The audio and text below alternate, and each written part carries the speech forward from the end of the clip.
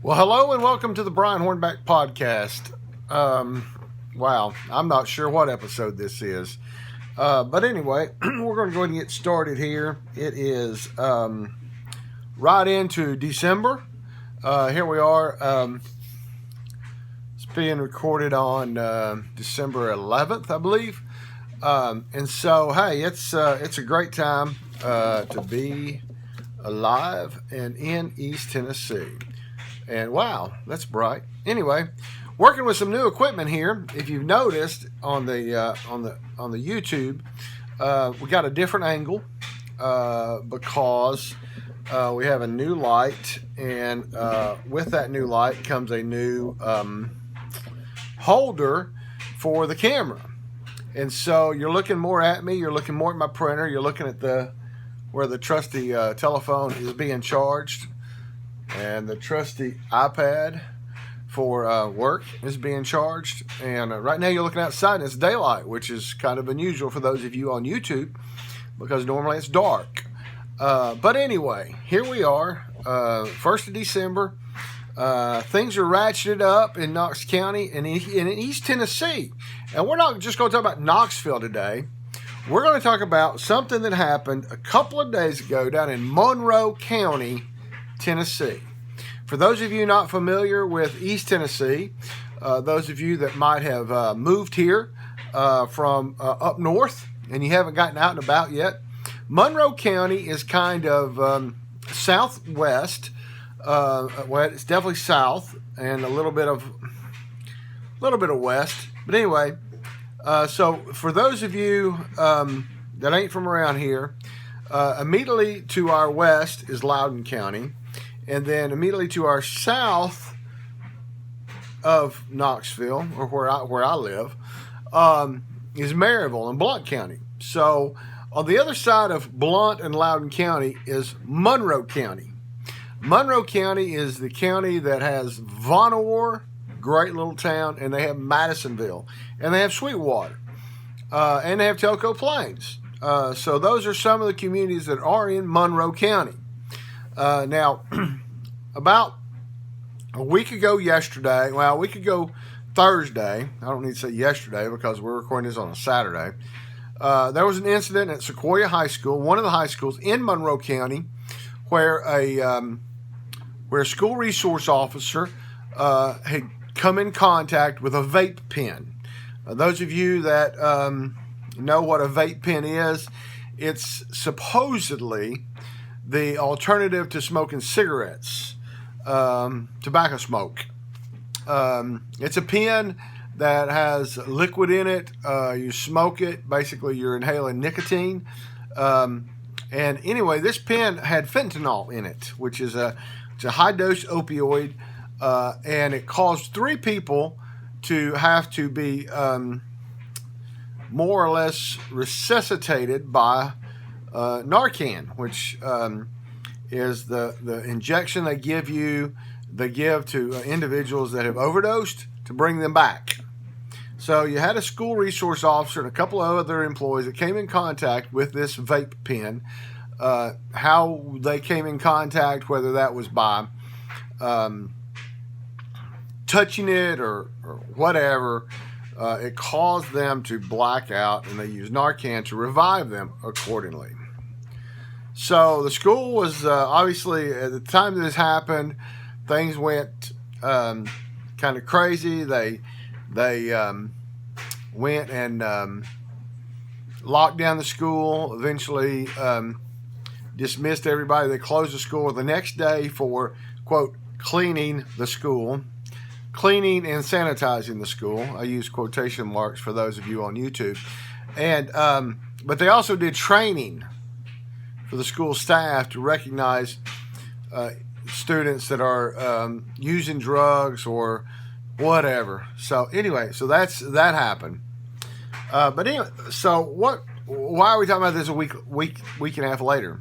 Talking about a week and a half later because the other night, I happened to be watching the Monroe County School Board, which I do on a regular basis because it's televised and it's on YouTube. And I watched it live. Started watching it about midway through. It's about an hour long school board meeting, but I started watching it, And I noticed the room was packed, which in the past, when I watched Monroe County School Board, there's nobody there other than the school board members and some staff folks.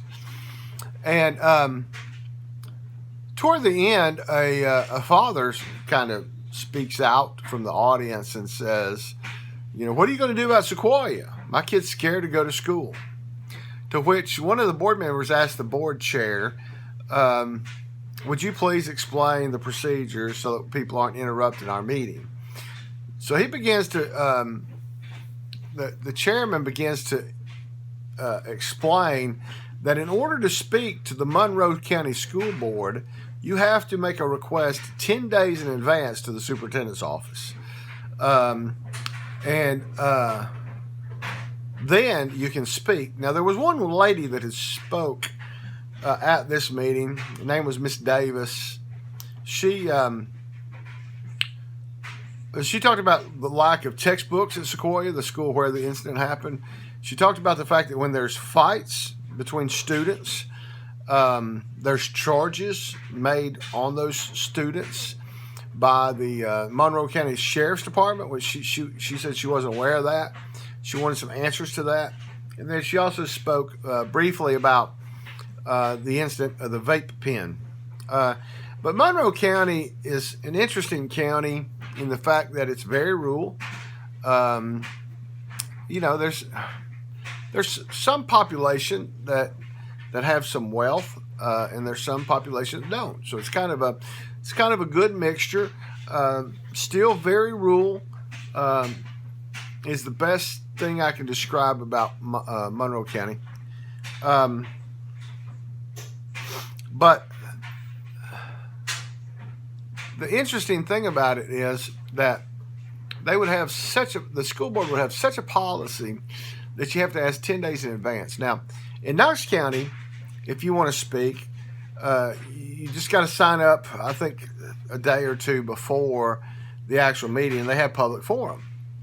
One of the school board members, a guy that I really didn't know about much. I don't really know much about the Monroe County School Board. I watched them, as I watch a lot. I watch Loudoun County Commission. I watch Loudoun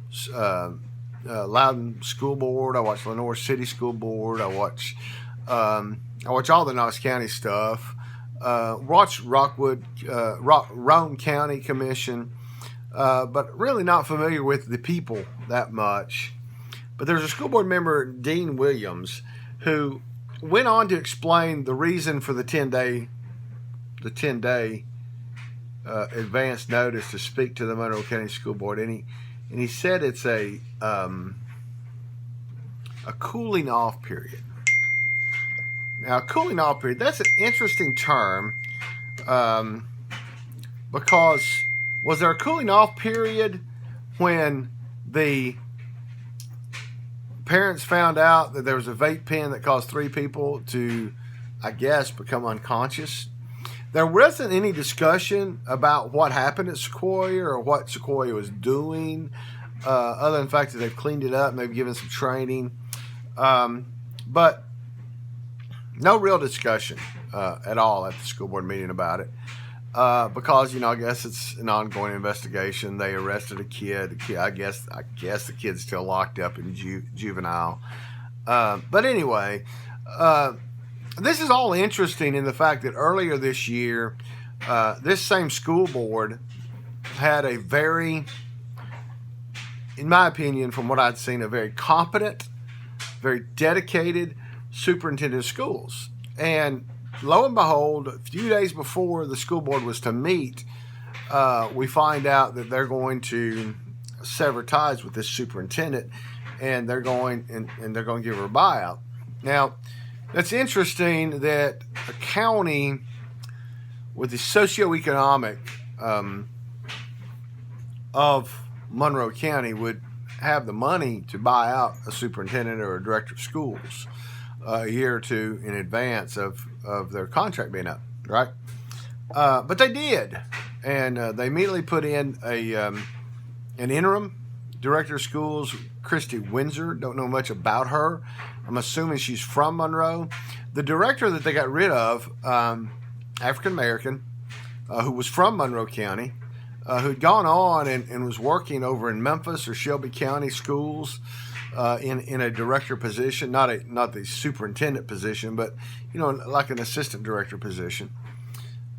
And they brought her there, and test scores really improved. Morale was up, but the biggest problem she had was working with the Monroe County Commission. They didn't really like it. They didn't really like her because she kept, more or less saying we need more money, and they didn't want to do that. So that's kind of where it was, and they put this Christy Windsor in it, and I'm assuming now that she's the full-time director of the Monroe County Schools. But you had that, and then now you have this situation, and just to give you another little example of Monroe County is Monroe County, and you just really can't make this stuff up, is that Channel 8, on the day that they had the incident at Sequoia, all the TV stations were down there. All three of the major TV stations from Knoxville were down there. But Channel 8 goes on air, and they're interviewing a gentleman who has a student at Sequoia High School. And he's talking about, he's concerned about his student, obviously. And I think he even made some reference to maybe potentially taking him out, maybe homeschooling him. But when you look at the guy's hat, and you look at the guy's shirt, it said made. It was the Madisonville Vape Shop, made vapes. And I went to the Facebook page for that particular establishment, and those shirts are like $14.99, and the hats are like $29.99. But it was just interesting that you have a vape that caused this situation, a fentanyl-laced vape. And I'm not saying that the vape itself was purchased with fentanyl in it. Obviously, once you buy a vape, you have to buy, I'm assuming, I don't really know much about vapes, never owned one, never used one. But wherever the vape came from, obviously it wasn't purchased with fentanyl in it. But that, it is what it is, right? So, I was told, I have not confirmed this, but that the owner of Made Vapes might have been that gentleman. Again, I don't know that. That's just something I was told. So, not that I care that it's the owner. I just found it interesting that here we are talking about a vape pen that was laced with fentanyl, which, again, we don't know where the fentanyl came from. But it's just interesting that the person they're interviewing was wearing a vape hat and a vape shirt from the local vape shop. Now, that vape pen that caused all that problem could have been bought in Knoxville, could have been bought in any number of places. It could have been bought online. I mean, that is the real problem with vapes and the material that people are filling the vapes with, is that they're being bought online, and you don't really know if what you're buying online is really what you're buying online. Okay, it could say that it's cherry flavored, whatever, and when you get it, it could have something like fentanyl. That but anyway, I guess that's all for the Monroe County Sheriff to figure out later. But that is what's going on in Monroe County. Now let's talk about a little bit what happened this week in Knox County. We have a judge, probably, in my opinion, one of the best judges that Knox County's had on the General Sessions bench. And we got 5 good General Sessions judges. But Judge Geoff Emery is retiring after 35 years as one of our General Sessions Court judges. The County Commission, back in the middle of November, had sought applications, resumes from attorneys who are interested in being the General Sessions Court judge. There were 4 folks that put their name in. Now Judge Emery had already announced that he was not going to run next year in the May 3rd Republican primary and the August 6th general election. So people were already preparing to potentially run. You had Judd Davis, who works in the district attorney's office as an assistant district attorney, who is running. You have Sharon Frankenberg, who's a local lawyer, who's also also a Knox County magistrate. Those are the kind of people that go between signing the warrants and setting the bonds before they go to General Sessions Court. She's one of 5 that does that job. She's already announced that she's running. You had a gentleman who's also a magistrate, Ray Jenkins, who had said he was going to run, but now he's backed out.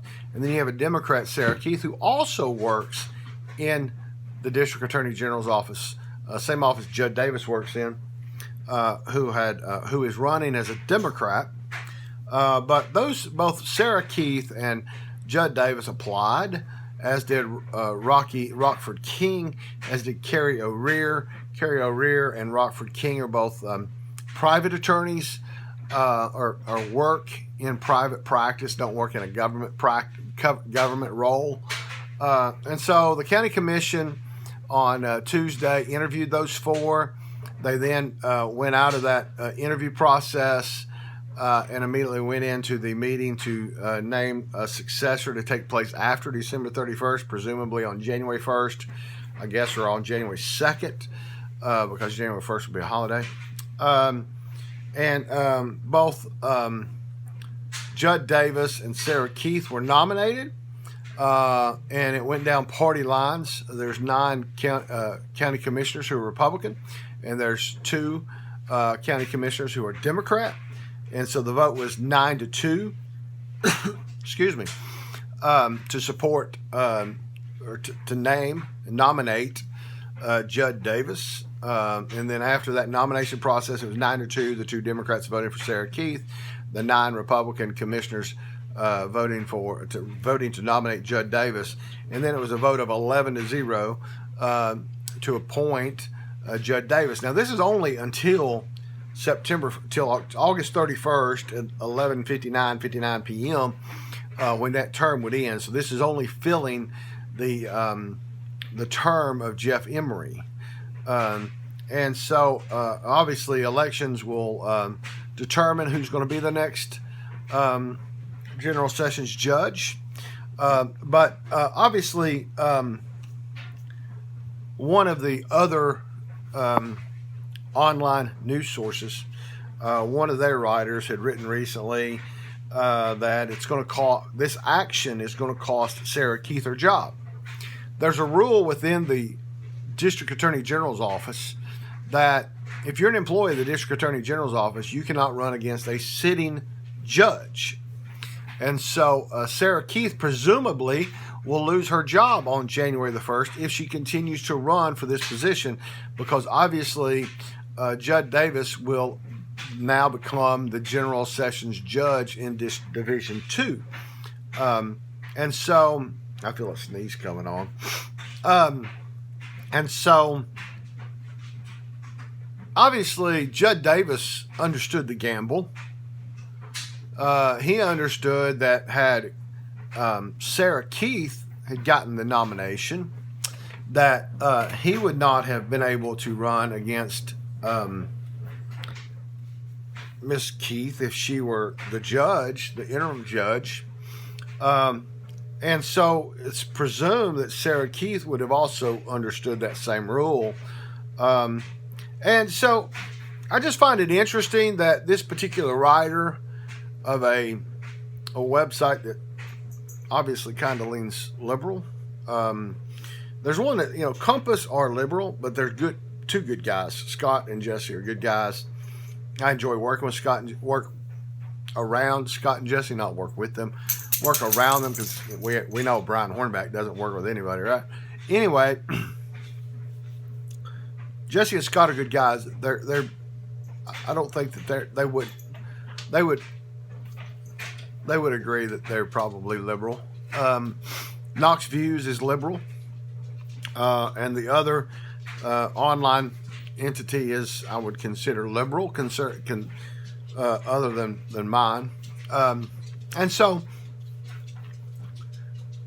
Sarah Keith is quoted in this op-ed article about, she's still going to continue her campaign and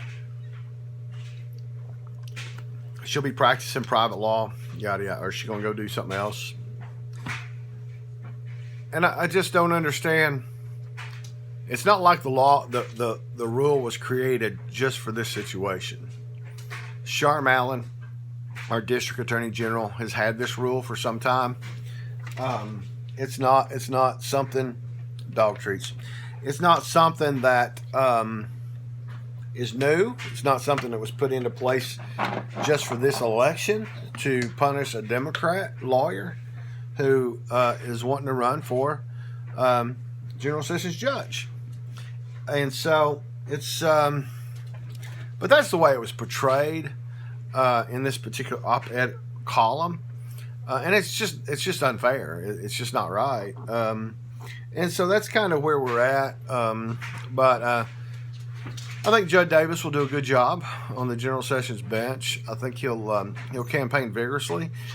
I think between he and Sharon Frankenberg in May, it'll be a good campaign.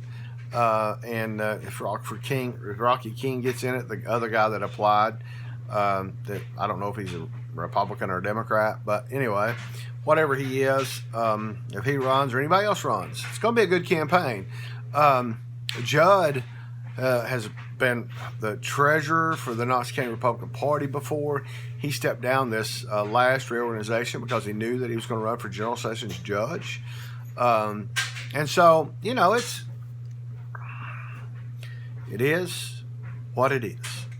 But to portray someone as a victim, losing their job because of seeking a position, it's just not right. And so just wanted to lay out the facts of that situation.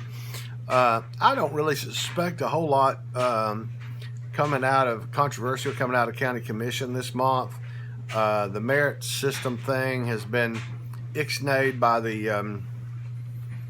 the law director, and so there's some legal movements I understand within the court system that we'll probably get to talk about again later. December 20th is when you can start picking up petitions to run for office in the May 3rd Republican or Democrat primary. And so we'll be talking about that some more.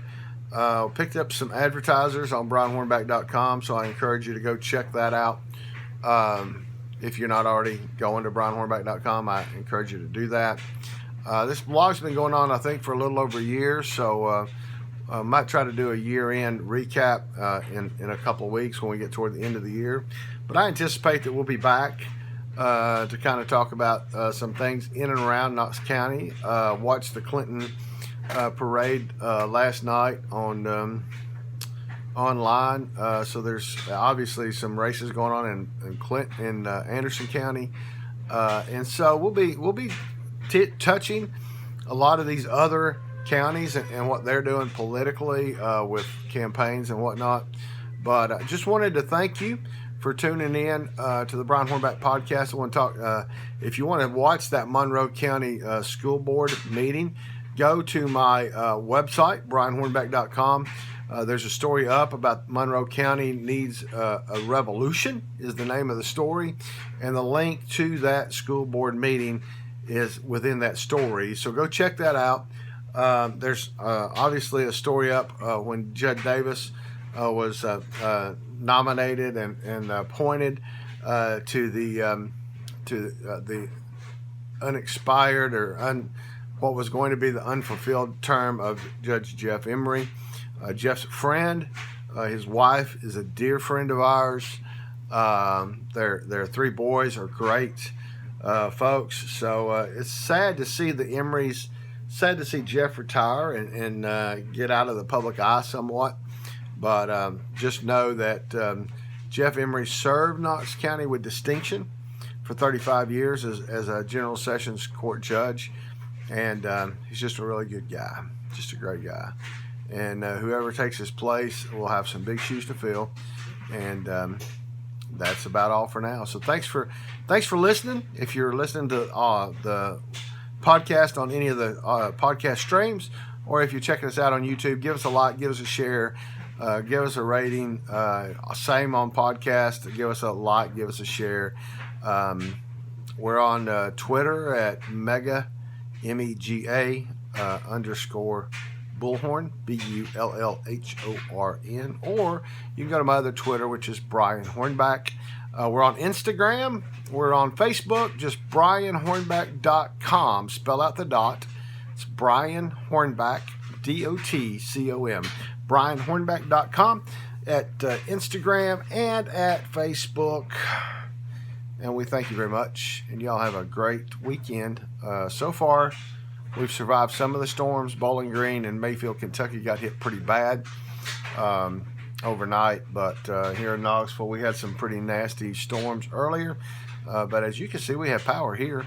And we're doing all right. So again, thank you all for tuning in. And we'll be talking to you again real soon.